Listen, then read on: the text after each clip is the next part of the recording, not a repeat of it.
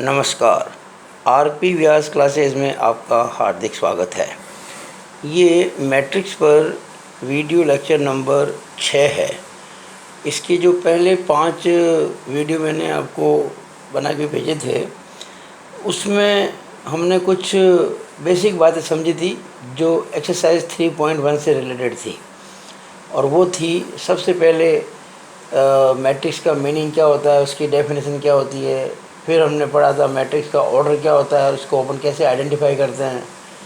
उसके बाद मैट्रिक्स की टाइप्स के बारे में पढ़ा था, जिसमें row matrix, column matrix, zero matrix, square matrix, diagonal matrix, scalar matrix, unit या आइडेंटिटी मैट्रिक्स, ट्रायंगुलर मैट्रिक्स जिसमें अपर और लोअर ट्रायंगुलर होती हैं।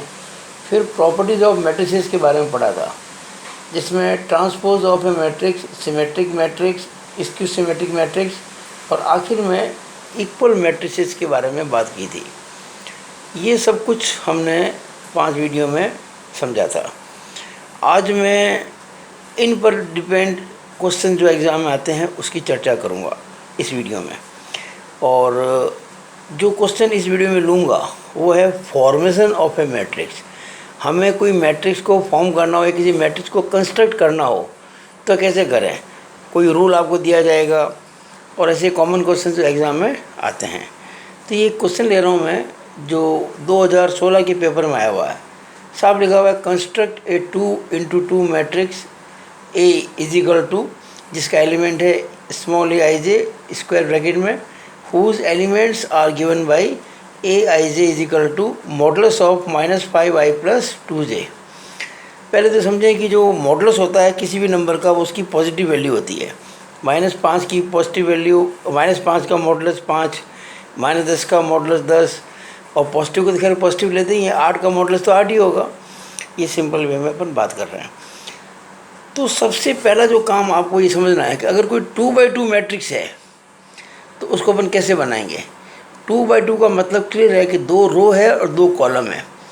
इसका मतलब को रो भी 2 बनानी है और कॉलम भी 2 बनाने हैं। तो फिक्स हो गए इसके 4 एलिमेंट। फर्स्ट रो के जो एलिमेंट होते हैं उसमें बोलते हैं अपन A11, A12, यानी कि फर्स्ट रो और फर्स्ट कॉलम, फर्स्ट रो और सेकंड कॉलम। और जो सेकंड रो में होते हैं तो A21 और A22। अब आपको ये रूल दे रखा है कि A I J is equal to -5i + 2j का मॉडुलस। तो आपको करना क्या है, जब आपको A11 निकालना है तो i को क्या लेना है 1 और j को भी 1। A12 निकालना है तो i को 1 और j को 2। A21 निकालना है तो i को 2 और j को 1। और A22 निकालना है तो i को 2 और j को भी 2। ये हमने करके चारों निकाल लिए। देखिए मैंने A11 निकाला तो ये जो फॉर्मूला था -5i + 2j का मॉडुलस, इसमें i को और j को क्रमशः 1 और 1 लिख दिया। तो ये -5 × 1 + 2 × 1 किया तो -5 + 2 इट मीन्स -3, और -3 का मॉडुलस 3 होता है। इसी तरह से हमने i को 1 और j को 2 रखा तो A12 आ गया। तो वो -5 × 1 + 2 × 2, तो -5 + 4 = -1, उसका मॉडुलस लिया तो +1 आ गया। फिर जब हमने i को 2 और j को 1 लिया तो A21 आ गया। तो -5 × 2 + 2 × 1, मॉडुलस लिया इसका -10 + 2 यानी -8 का, +8 आ गया। और आखिर में निकाला A22, तो -5 × 2 + 2 × 2, तो -10 + 4 जो -6 होता है, जिसका मॉडुलस 6 होता है। तो हमने क्या किया, ये चारों जो वैल्यू है यहाँ पे लिख दी। A11 = 3, A12 = 1, A22 = 8 and A22 = 6। और यानी ये A11, A12, A21 and A22। और फिर ये हमने 3, 1, 8, 6, ये 3, 1, 8, 6 मैट्रिक्स के एलिमेंट्स हैं। इसको मैट्रिक्स में मैट्रिक्स की फॉर्म में लिख दिया स्क्वायर ब्रैकेट के अंदर। ये एक क्वेश्चन मैंने किया था जो आपके एग्ज़ाम आया हुआ था। अब हम कोई भी ऐसा क्वेश्चन और भी आ जाए तो कर सकते हैं, हमें केवल रूल पता होना चाहिए। रूल के अंदर i और j की वैल्यू आपको पुट करनी है। जैसे कि एग्जांपल लेते हैं, मान लीजिए मुझे 3x2 की मैट्रिक्स बनानी है, 3x2 की, यानी कि 3 रो और 2 कॉलम। तो देखिए रो 1, रो 2, रो 2, कॉलम C1, C2। बस अब जो पहली रो है तो ये पहले 1 होगा, और बाद में ये चूँकि पहला कॉलम है, ये दूसरा कॉलम है, ये 1 और 2 हो जाएगा। तो A11 A12 A21 A22 A31 A32 ये अपन ने डिसाइड कर लिया। ये इसका फॉर्मेट हो गया मैट्रिक्स का।